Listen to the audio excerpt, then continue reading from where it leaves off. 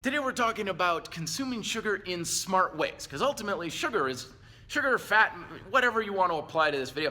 A lot of the detrimental effects we have from both diet and exercise are a failure to use things in a smart way. It's like if you've got someone goes into a doctor and they're like, "Doctor, I got headaches all the time and my ears are ringing and stuff," and the doctor's like, "Well, yeah, you got those headphones on and you're listening to loud music all the time. Of course. So here's your solution. You can't listen to music anymore."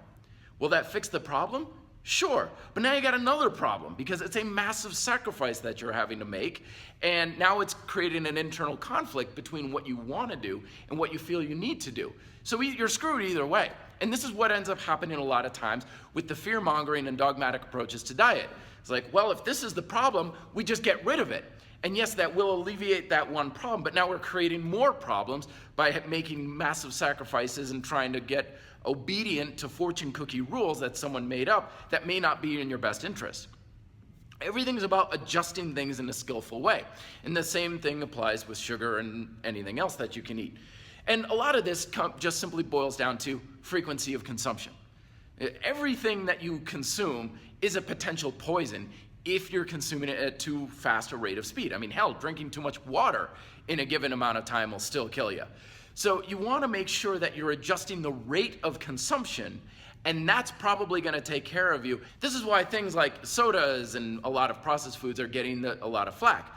It's not the fact that they're processed. It's not the fact that it's a big sugar thing. It's the fact that drinking a soda can cause you to consume a lot of sugar in a very short period of time. But if you eat the same amount of sugar from, let's say, apples or something like that, it's going to be stretched out. It's a lot harder to consume that much sugar from natural sources. But you can consume the same sugar, you can consume the same amount of it, but if you do it over the course of a week versus an hour, very different outcome. So there's 3 ways that you can do this. Number 1 is try and consume a lot of your sugar from natural sources, namely fruits and vegetables. Vegetables are a source of sugar. Second of all, keep your treats. Like I have cake, I have cookies, I have brownies, I have sweets. I have all this stuff in my life still. I don't get rid of it at all. But I don't eat a lot of it all the time. There's a grocery store I like to go to and they sell individual pieces of like tiramisu.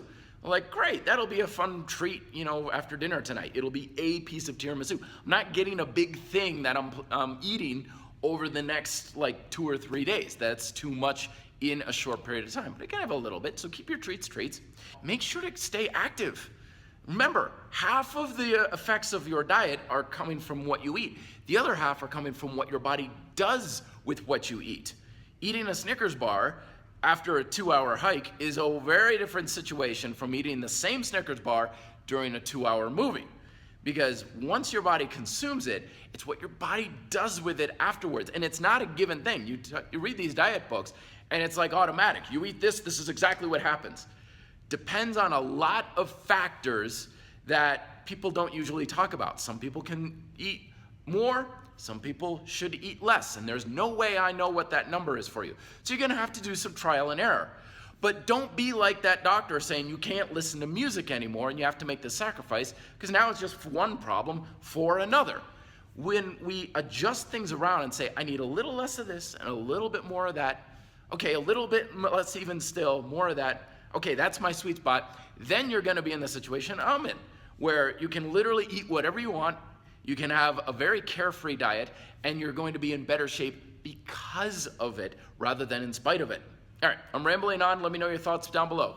Be fit, live free. Hey, thanks for watching my video. You can check out more information on this related video here, or you can go over here to reddeltaproject.com where I've got free articles, more videos, free podcasts, which is where I put all my best stuff, and opt-in free ebooks because I don't need your email address in order to give you really cool stuff. See you over there.